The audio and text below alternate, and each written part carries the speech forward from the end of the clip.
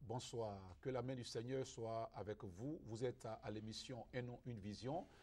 Sur la première chaîne de télévision Oligo TV, nous recevons un éminent serviteur de Dieu ce soir, en l'occurrence le docteur Joseph Ticha, qui est docteur de la parole. Il prêche la parole, il enseigne la parole et il nous vient de la Suisse. C'est notre invité de ce jour. Bonsoir docteur. Bonsoir prophète Begré. Que la paix du Seigneur soit avec vous. Merci. Ce que j'ai omis de dire, c'est que vous êtes président fondateur de l'église Centre Chrétien Miel de la Suisse. De la Suisse, oui. Et ce soir, vous allez nous parler d'un thème très poignant qui est les 10 plaies de l'église d'aujourd'hui.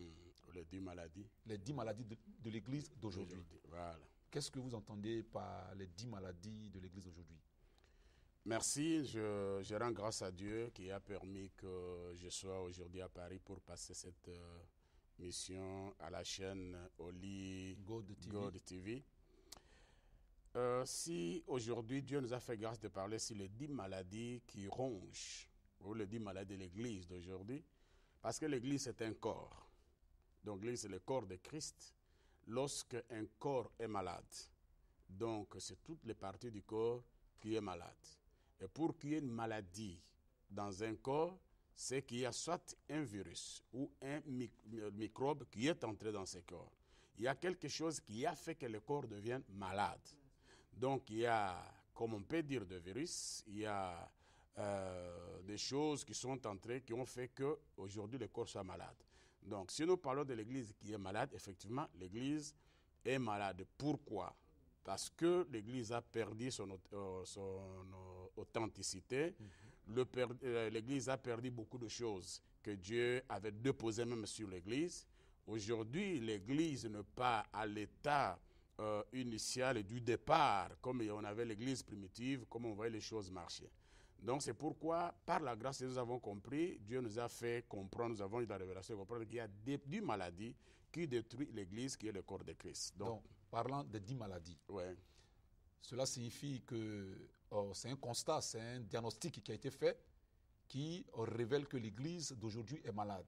Est malade. C'est comme par exemple quelqu'un qui part voir son médecin. Après analyse, on constate qu'il y a des maladies dans son corps. Il y a des Donc, microbes. en tant que docteur de la parole, vous faites un diagnostic et vous trouvez que l'église d'aujourd'hui est malade. Est malade. Comment? Et nous avons diagnostiqué, c'est spirituellement comme on le dit, qu'il y a 10 maladies. Il peut y avoir beaucoup, mais les 10 maladies, par la grâce de Dieu, que nous avons diagnostiquées, que nous allons révéler par la grâce de Dieu pour comprendre comment l'église est malade. Parce qu'on peut dire qu'elle est malade, mais quelles sont les maladies qui sont dans le corps de cette église ou dans le corps de Christ? Donc, comment l'église est malade? Quelles sont les 10 maladies de l'église d'aujourd'hui? C'est par là que nous allons parler ce soir par la grâce de Dieu. Amen. Alors, nous allons rentrer dans le but du sujet. On peut savoir quelle est la première maladie ou la première plaie. Amen. La première maladie qu'on trouve dans l'église d'aujourd'hui est que beaucoup de serviteurs qui sont dans le ministère ne sont pas appelés. C'est la première maladie. Pourquoi je dis ça? C'est-à-dire que Dieu, c'est Dieu qui appelle au ministère. L'église, ce n'est pas l'œuvre d'un homme, mais c'est l'œuvre de Dieu lui-même, pour lequel Jésus-Christ est mort à la croix. Donc, il nous a laissé cette église. C'est Dieu qui appelle, qui établit. J'aimerais qu'avant de commencer, que nous lisons un verset biblique, parce qu'on devait être vraiment basé, posé sur les Écritures. Éphésiens chapitre 4, versets 7 à 11, tout le monde connaît. La Bible nous dit, « Mais à chacun de nous, la grâce a été donnée selon la mesure du don de Christ. C'est pourquoi il est écrit, il est dit, étant monté dans les hauteurs, il a amené les captifs. Il a fait des dons aux hommes. » Qui a fait des dons aux hommes? C'est celui qui est monté, qui est descendu. Il a fait des dons aux hommes. Or, que signifie il est monté, sinon qu'il est aussi descendu dans les régions inférieure de la terre. Au verset 10, on nous dit, c'est lui qui est descendu. C'est le même qui est monté au-dessus de tous les cieux. Qui est descendu et qui est monté? C'est Jésus-Christ lui-même. Amen. Et la Bible nous dit, afin de remplir toutes choses. Au verset 11, et il a donné des uns comme apôtres, les autres comme prophètes, les autres comme évangélistes, les autres comme pasteurs et docteurs. Pourquoi? Pour le perfectionnement des saints en vue de l'œuvre du ministère et de l'édification du corps de Christ. Donc, j'aimerais que nous soyons basés d'abord sur l'écriture, sur la parole de Dieu. Donc, vous voyez, là, on est en train, je parle sur le ministère, je parle de l'appel au ministère dans le corps de Christ. Là, on nous montre que Jésus-Christ, c'est lui qui était monté, qui est descendu, c'est lui qui a donné des dons aux hommes. Donc, nous ne sommes pas avec le ministère, c'est un don que Dieu, par sa grâce, nous donne selon son bon vouloir. Il a appelé les uns comme apôtres, il a appelé les autres comme il a dit, nous sommes comme Dieu nous a appelés. Alors, on ne peut pas entrer au ministère ou exercer le ministère si on n'a pas reçu l'appel. Vous voyez? Donc, parce que si vous entrez au ministère et que vous n'avez pas reçu l'appel au ministère, qu'est-ce que vous allez faire dans le corps de Christ? C'est ça le problème. La Bible nous dit dans le livre de Jean 3, 27, l'homme ne peut recevoir que ce qui lui a été donné du ciel. Donc, étant appelé, on reçoit ce qui vient du ciel. Qui nous donne ce qui vient du ciel, c'est Dieu lui-même, qui est même le responsable, le créateur, qui est même le maître de l'œuvre que nous appelons l'Église. Donc, c'est Dieu qui nous appelle. Et c'est lui qui nous donne ce qu'il doit donner. Il a donné ces dons-là. Maintenant, quelqu'un qui se trouve dans le ministère sans être appelé, qu'est-ce qu'il apporte au ministère? Voilà, nous découvrons la première maladie qui crée que dans le corps de Christ, aujourd'hui, il y a le problème, parce qu'il y a certaines personnes, certains serviteurs, aujourd'hui, qui sont autoproclamés, mais qui ne sont pas appelés. Or, lorsque on est appelé, on a une vision claire des choses. Est-ce qu'on s'entend bien, prophète? Donc, la première plaie, le diagnostic qui est fait, la première plaie, c'est que les autorités, nos autorités, nos pasteurs, nos prophètes, nos évangélistes, nos apôtres ne sont pas forcément appelés de Dieu. D'où la première plaie. Non, pas tout. J'ai dit qu'il y a beaucoup. Beaucoup ne veut pas dire tout le monde. C'est-à-dire que parmi les 5 ministres, tous ne sont pas appelés. Ça veut dire que tous... Beaucoup ne sont pas appelés. Si on dit tous, ça veut dire tout le monde. Non, ça veut dire beaucoup ne sont pas appelés. Ça veut dire qu'il y a ceux qui sont appelés, mais il y a aussi ceux qui ne sont pas appelés. Alors, ce sont ceux qui ne sont pas appelés au ministère. Qui font la plaie. Qui font la plaie. Qui constituent la plaie. Qui constituent la plaie, la maladie dans le corps de Christ. Ceux qui sont appelés n'ont pas de problème. C'est-à-dire ceux qui ne sont pas appelés. Parce que comme ils ne sont pas appelés, ceux qui n'ont pas reçu rien du ciel. Et si, donc, on peut donner que ce qu'on a reçu. On ne peut pas donner ce qu'on n'a pas reçu. Pour donner, il faut recevoir. Alors, si on n'a pas reçu, on ne peut pas donner. On peut donner que ce qu'on peut recevoir. Et pour donner, il faut recevoir. Alors maintenant, les gens qui ne sont pas appelés, ceux qui n'ont pas reçu quelque chose du ciel, mais qu'est-ce qu'ils peuvent donner? Alors qu'ils se retrouvent maintenant dans le corps de Christ. C'est ça une plaie. Bien dit. Bien dit. C'est ça une plaie.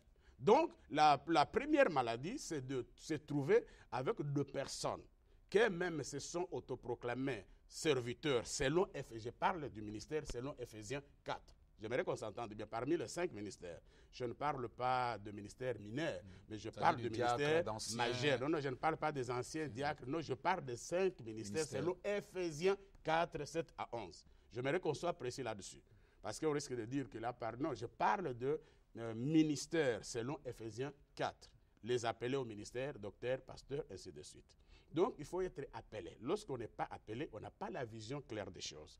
Prenons l'exemple d'Abraham. Lorsque Dieu appelle Abraham, il y avait une mission très claire. Il a dit, quitte ton pays, ta patrie. Donc, va, je te montrerai là où je t'enverrai. Tu seras une source de bénédiction. Celui qui te maudira sera maudit. Celui qui te bénira sera béni. Tu seras une source de bénédiction. Les choses sont très claires. Quitte et vas-y. Nous prenons l'appel de Moïse. C'était clair. La mission de Moïse, c'était de faire sortir le peuple d'Israël dans l'esclavagisme de qui? De l'Égypte. La mission était claire. Il avait cette mission de faire sortir un peuple. La vision était claire. C'est ça ce qui a fait que, malgré les difficultés que Moïse a rencontrées dans son ministère, mais au moins il était sûr de son appel. Lorsqu'on n'est pas sûr de son appel, on va créer des embouteillages dans le corps de Christ. Et lorsqu'il y a embouteillage, il y a des ordres. Il y a des ordres. Docteur, vous qui avez pratiquement parcouru le monde entier, qui avez enseigné la parole de Dieu, même aux pasteurs, qui avez formé des pasteurs, qui êtes aussi un conseiller pour plusieurs pasteurs, je suis tenté de vous poser la question, c'est dû à quoi? Le fait que des personnes qui n'ont pas reçu la vision de Dieu, qui ne sont pas appelées au ministère, c'est-à-dire parmi les 5 ministères, et qui viennent s'autoproclamer, c'est dû à quoi? C'est dû au fait que par ambition personnelle, à cause d'argent, à cause de quoi, selon vous?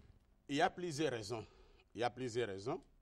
Je discutais dans mon pays avec quelqu'un il y a quelques années. Il dit, comme mon fils a échoué partout, je pensais qu'en devenant pasteur, il peut réussir dans sa vie. Donc, vous voyez, ça veut dire qu'il a pensé qu'en devenant ministre de Dieu, pasteur, il va réussir. Cette personne n'a pas reçu l'appel, ne connaît même pas ça. C'est-à-dire pour lui, je fabrique mon fils de devenir pasteur. C'est-à-dire qu'il y a les gens qui se retrouvent là pour plusieurs raisons. Raisons d'argent, de réussir dans leur vie. D'autres ont envié d'autres. D'autres ont cru qu'en étant serviteur de Dieu, donc on devient riche, on est béni. Il y a plusieurs raisons. Les autres ont été forcés, les autres sont venus comme ça. Donc, il y a plusieurs raisons qu'on ne peut pas énumérer par rapport au temps que nous avons. Donc, c'est pour dire qu'il y a des gens qui ne sont pas appelés, qui sont venus pour plusieurs raisons. Soit on les a poussés, soit eux-mêmes ont pensé que comme ils ont échoué partout, ils peuvent réussir dans le ministère. Donc, voilà pourquoi nous avons les difficultés. La première maladie ou le plaie qu'on trouve dans l'Église d'aujourd'hui, c'est beaucoup de personnes, des serviteurs qui n'ont pas vraiment l'appel et qui sont venus d'eux-mêmes servir le Seigneur. Voilà. Alors, compte tenu du temps, nous allons passer à la deuxième plaie. Alors, la deuxième maladie, c'est ce que j'appelle la manque de formation. C'est-à-dire que beaucoup sont appelés, mais ils n'ont pas été formés. Donc, vous comprenez? Première plaie, nous avons dit, beaucoup ne sont pas appelés, mais ils se retrouvent dans le ministère. Deuxième maladie, c'est que ceux qui sont appelés, selon Éphésiens 4, au ministère, mais ils ont reçu l'appel, mais n'ont pas reçu la formation. Lorsque Dieu nous appelle, quoique c'est l'appel de Dieu, nous avons besoin de prendre un temps de la formation, d'être formés, enseignés, préparés avant d'entrer dans le ministère. Mais par contre, il y a d'autres personnes qui disent, qui a formé Élie? Élie, le prophète, le Tishbite. Ils prennent ce prétexte pour dire que Élie est apparu, il a commencé à exercer le ministère. Très bien. Alors, je vais partir de là pour prendre l'exemple de Jésus-Christ lui-même. Qui a formé Jésus-Christ? Parce que la Bible nous dit dans le livre d'Éphésiens, je crois, 2:20, il dit « Nous sommes édifiés sur les enseignements des apôtres et des prophètes, dont Jésus-Christ est la pierre angulaire. » Donc, ce qu'on nous enseigne par le prophète et les apôtres a comme base la pierre angulaire qui est Jésus-Christ. Jésus-Christ est venu sur cette terre comme homme, parce que Dieu, Jésus-Christ, il est parfaitement homme, parfaitement Dieu. Et pendant sur cette terre, il a enseigné, il a prêché, il a fait son ministère. Maintenant, je peux retourner la question, qui a formé Jésus-Christ? Et j'ai la réponse, je vais vous donner la réponse. La Bible nous dit, Dieu a tant aimé le monde, qu'il a envoyé son Fils unique, afin que quiconque croit en lui ne périsse pas, mais qu'il ait la vie éternelle. Jésus, comme homme, avait une mission à accomplir sur la terre. Il a été appelé et envoyé. Alors, il arrive sur cette terre. Quoique Dieu a voulu que ça soit ainsi, né d'une femme, Marie, donc par la puissance du Saint-Esprit, ce n'est pas un enfant comme tout enfant, un enfant différent, sa naissance, c'était un miracle, tout à lui, c'était un miracle. 12 ans, il apparaît au temple, à l'âge de 12 ans. Et après cette apparition au temple, il disparaît. Il vient réapparaître à 30 ans. Maintenant, je vous pose la question. Entre 12 ans et 30 ans, il y a combien d'années qui sont passées? 18 ans. Qu'est-ce que Jésus a fait dans les 18 ans?